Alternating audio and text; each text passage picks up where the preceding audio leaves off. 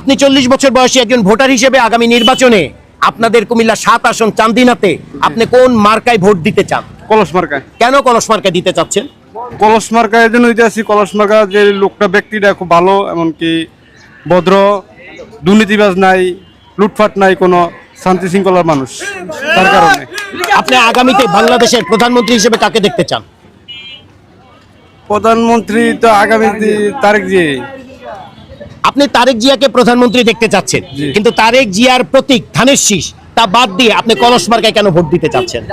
কলস মার্কা তারেক জিয়া দেয় নাই। তারেক জিয়ারে টাকা পয়সা খাইয়া ওই রেতন সাহেব আপনার দিয়া দিছে আর কি, ধানের শীষ দিয়া দিছে। রেতন সাহেব আসলে এলডিবি কিন্তু তারেক জিয়ার না, ইয়ার কি জানি কয় অলি আহমদ আবার ওখানে জামাতের লগে যোগ দিছে। আপনার এই দুজনেই বাটপারি করছে। তার কারণে আমরা জিয়া জানে না, এই কারণ জিয়া তারেক জিয়া জানে না এই যে অবস্থা রয়েছে।